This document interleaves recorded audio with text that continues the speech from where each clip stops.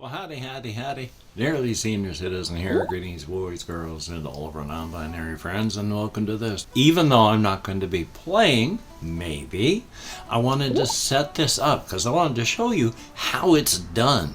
Because it is, you have to do it in a specific layout, and it's big.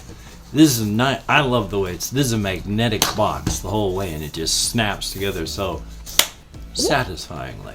So you pop it open, and it's got the rule book. Now, it's not just got the rule book, it's got a whole bunch of pieces to it. So what we're going to do is we're going to set this up according to the setup page that is in here. Now, this is the overview in the rule book here. All the pieces. You have your rule book, the double-sided player board, as it speaks of, and that's this, because it's got a normal side, and then if you want to play an even harder game, the extreme horror side. I mean, hokily smokily pudding and pie. And then of course there's action cards, which are hidden at the moment. Let me see if I can dig out those action cards, because I'm gonna have to put them up anyway, aren't I? Because these are all well, I'll show you in a moment. You have your action cards that you're going to be throwing everywhere because you have action. And then these are various other cards that you do some overflow onto. Because if you rescue enough people, you toss them onto your "Hey, I've rescued people" card, and then you flip your final girl card over. So these get set up over here for the moment. And the action cards we're just going to set right there for the moment. And then this box and this box I'm largely going to move so that we can set things kind of up. But I wanted to just show you some more of the pieces because it's got all the meeples inside of here. I mean, everything's in bags. There's that, there's dice, there's your final girl card. They suggest that you keep all your final girls in your core box. These two gals are Lori, and I don't know how to pronounce that properly. Rico? I know it's not pronounced that way, but it's Lori, and however you pronounce her name. These are the two final girls that have to kill Hans the Butcher, which is the only thing I have in mind. So I'm going to choose her because I tried the other gal last time. And once per action phase, if an enemy is within 2 spaces, you may move to that enemy's space for free. That's a pretty good little thing. But you got to run through and rescue a certain amount of these meeples. And I'm not sure how many meeples you have to save because I don't know if it's all 6 or 5 victims in this case. Well, that's not bad at all, because Lori's a 6, so it must be you have to save everybody to flip the card. So it starts off like this. So son of a gun, we're going to choose her. I'm just going to toss the other card away. We're going to set her over here. And then there's just the rest of them are just little bits and pieces. So in fact, it even mentions the Happy Trails is the first one, I would imagine, since it's in the instructions. And once again, I love this construction on this one because you just pop these sides off and they are game board pieces. This is the location, Camp Happy Trails. And I can't remember how it goes, so just a moment. And this is clever, I thought, because you take off Hans the Butcher. This side is Camp Happy Trails with the cards and the bits and pieces you get from that. Flip it over, and it's Hans the Butcher is kept here with all his pieces, which is just the terror cards. I thought that was pretty cool. I mean, it keeps him with this, but you don't have to have him in Camp Happy Trails. He can be in any location, which I think is pretty cool. So, with these kind of out now, we're going to go to the let's actually set things up phase. Or not phase, but the setup. Which we have right here. It has a core box setup, and it has a feature film box setup. So the first thing we do is open the core box and choose a final girl, or pick one randomly. Take the player board out of the core box and placing it on the table. So we'll just set it up like this. First off, we've got Hans the Butcher to put up here. Now you've got cards that you have to give Hans and such, so you don't want to just set him up like that. He's got stuff that runs across the top. And then you set the player board below that. I mentioned before, everything is all skewed. It runs at a weird angle because it's not sitting straight. This is a PlayStation camera here, and it's not sitting straight. It's at an angle on the pole that I've got, and so everything is skewed, and I apologize for that. But we got our final girl board here, where you put your final girl. And that is way too far down. That is so dark you can't even see any of it. There we go. Well, that's the way the board is. This is just terrible lighting on that side. So we will continue because Camp Happy Trails goes right next to that location. I am bonking into the table, and that is shaking one of the stands that I have the camera attached to the stick on. Thumbs up for that. And then, so let's start back up here. Take the player board out. Take the 6 custom dice out and place them to the side. Because, yes, these 6 custom dice are held right next to the actual final girl. And so I'm bringing them out of the box over there because everything is a mess. Take the action cards out of the core box. Take the 6 zero action cards aside. This is your hand.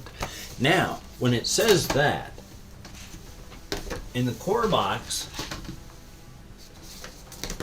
here we are, we have the action cards.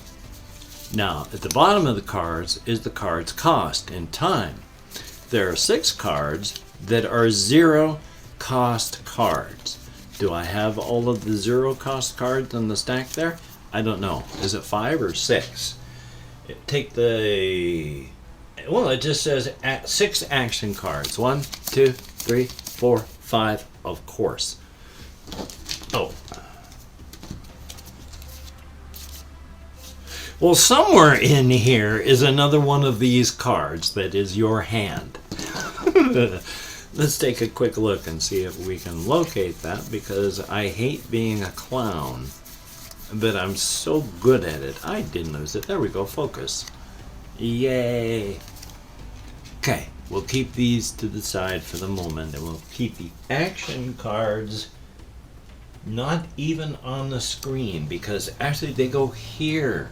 What a mess we have. This board is huge. After you take the action cards out, you sort the action cards in the pile and you place them into the 2 rows as shown here, which means I need to move Hans. Ugh, I can do it with one hand. How about that?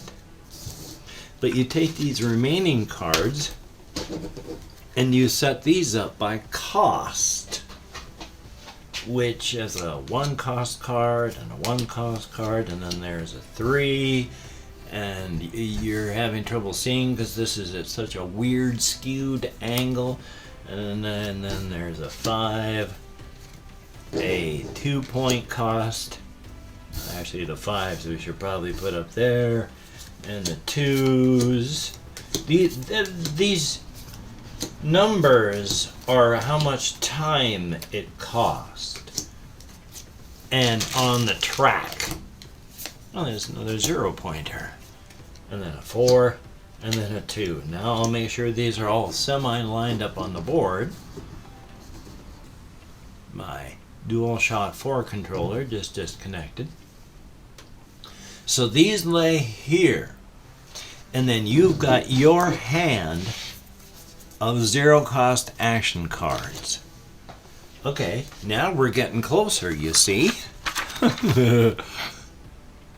And And then we set the victim meeples, special victim meeples, and the 3 victim holding cards and their matching tokens aside for now.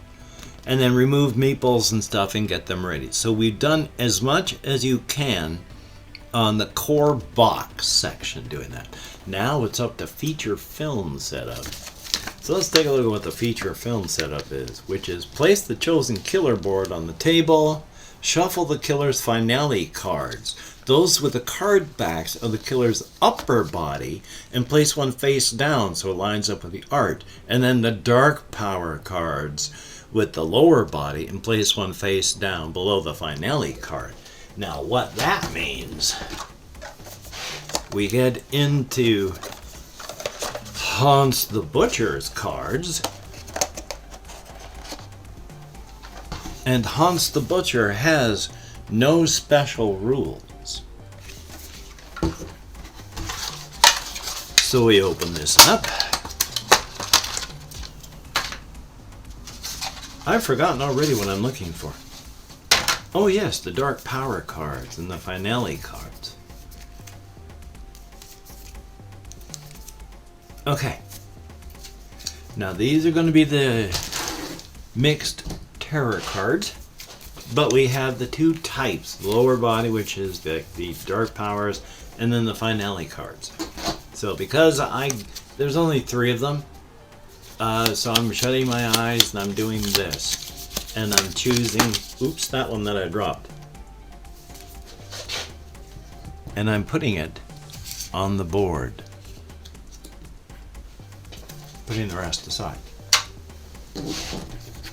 Doing the same with the lower body stuff. Choosing this one, setting it on the board. Okay. Putting those aside, picking the rules back up. We take the terror cards and the locations terror cards, and we shuffle them together into one deck. And then we deal out 10 of those cards and place them face down to form the terror deck. So we take all of these terror cards. We add these terror cards. Now, since I'm just demonstrating, I am not going to actually shuffle them all together, but we take these, we choose 10 of them,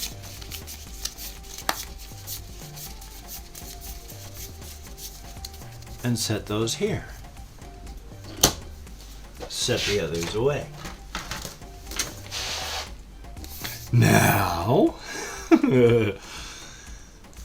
we flip the location setup cards and draw one. Oh, I forgot to get the stuff that goes up above, which is right here. We shuffle the location items together, deal out 3 piles of 4 face-down cards above the location board, flip, and place the remaining item cards back in the tray. Which is to say, we have a whole bunch. We take these event cards, sit off to the side above the terror cards. We take a setup card, which shows where all the various meeples start up. I'm putting that there where you can't even see it.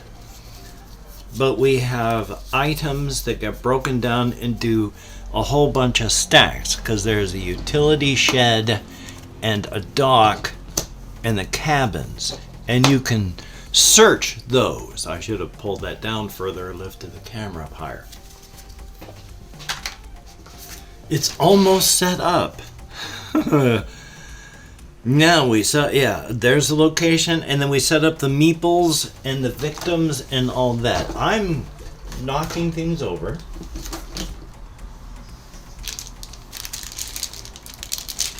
We take a look at the card. Everywhere it has numbers is how many meeples we put down, and then there's the victim and the killer. Remember when I said this was a simple basic kind of game. It's not a hard one. It just has a lot of pieces. They can be on their sides. That's not important, their orientation. But there is a fair handful of these things to go around, isn't there? I'm going to take these two and just set them over, I don't know, here, where you can't see them. And then there's the killer and the victim, and I'm not sure which bag they're in. There's a tracker thing. Oh yes, they're in here.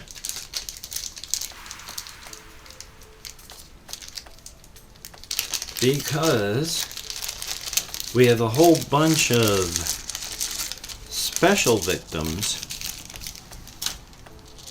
as well as these are the two killers. The killer is set up here, and the hero in the final girl on this setup goes here.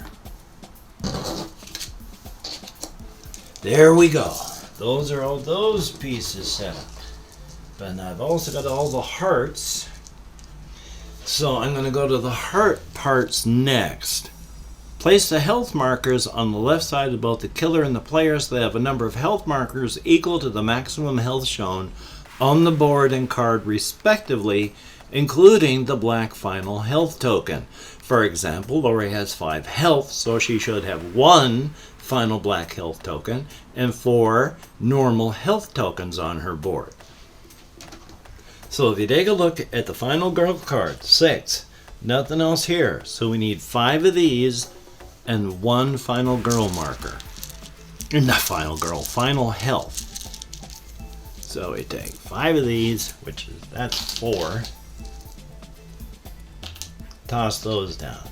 Hans has 12. So we take 11 of these and 1 final health marker. That's, I don't know, 1, 2, 3, 4, 5, 6, 7.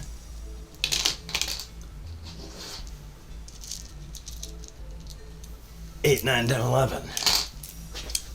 Now these final health markers they're talking about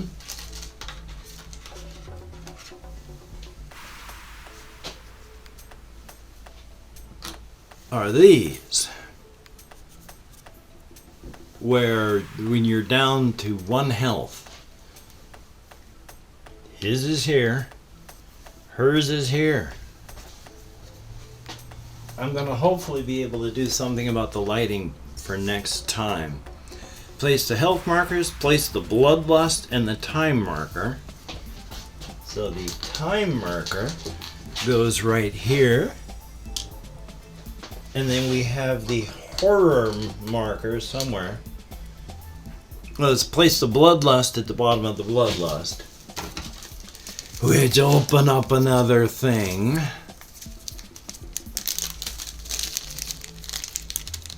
These are a lot of very tiny little pieces. Here, get out of there. So I'm quite sure I'm going to lose these. These are to mark your uses on multi-use items. This is your bloodlust marker. It goes down here at just 1. And then these go off to the side. Place the killers. Oh yeah, it's the second meeple. On the circular horror card, the meeple is now the horror marker. The killer's starting horror is indicated by the number next to the icon in the upper left of the board. 4. We look on to 4. Shuffle the location's event cards and place them next to the board. You have this, play the event card. This event card is there is no penalty for the first victim you save during the action phase. For each additional victim saved, lose 1 health. Ouch. We keep that there. So we've got all the markers, all the meeples, I will now explain what at least some of these things mean. This is the horror marker. These are the number of dice you roll when you make an action. Each one of your actions, you have to roll and get a number of successes. For each success you make, 2 successes, 1 success, no success, you run over and take a look at the side. 2 successes, you lower the horror rate and you gain 2 time. Because your other cards, or like say here, 1 success, you lower the horror, but you lose 1 time down here. This you want to keep fairly high, because when your turn ends, for each hour, you can spend and buy your cards. But you want to keep this down, and there are cards to lower it. So you lower this so that you can roll more dice so you can get more successes.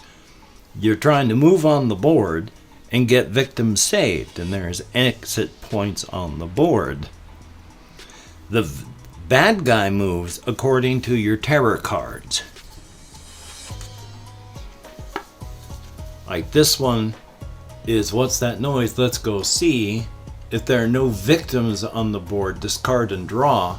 Otherwise, all victims move 1 space toward the closest enemy, and then the bad guy goes toward either the closest victim or, if the final girl's closest, her, and then there's an attack. And then, if there's a victim, well, goes and moves toward the closest meeple. There's no movement here. They have to, it's kill in the local area. This one they move. So that's how it's done. You have the terror, and when this deck is all used up, that's when this runs over. So hard to move these things. And you do the dark power, and in this case, every turn, the bloodlust goes up, kills who's ever in an area, or runs towards 2 movements and kills. Now the bad part about that is as the bloodlust goes up, this is how much damage and how far they move. It starts at 1 boot equals 1 square moved. As the bloodlust goes up, that changes. When you get here, 2. Each boot you move 2 spaces. Bloodlust keeps going up. Each boot moves you 3 spaces. And then 5 damage per dagger on each card. Starts off at 2. Now each one of the victims just dies immediately. They have 1 hit point, killer kills them. So you're doing okay until this card gets flipped. Now when you hit this part, dark power, that's when the bottom one gets flipped over. And the bad guy's dark power here is the Sledgehammer Massacre. For every dagger, Hans attacks you and each victim in his space. Gets to do that every turn. And then you add the bloodlust on top for the finale power. So you are trying to collect enough items so that you, with your 6 health, can take on the bad guy with all this health. And then of course, when you kill them, you flip this over to see if they're really dead. Oh, yeah, he would have been really dead. They might have had +1 health. Thing is, you gotta do it too. You gotta flip yours over when you die. And, oh, you actually survived for another round. But this is Final Girl. Hopefully, even under the terrible, terrible lighting that I've got, with my terrible, terrible camera placement, which is the only thing I have, hopefully you've enjoyed seeing what I have here. It's a fun game. It's just a very busy game. So thumbs up on that. Anyway, though, you take care. Have a great day today. You take care. Have a great day today. I will see you on the flip side. And that is a very good thing. Thumbs up.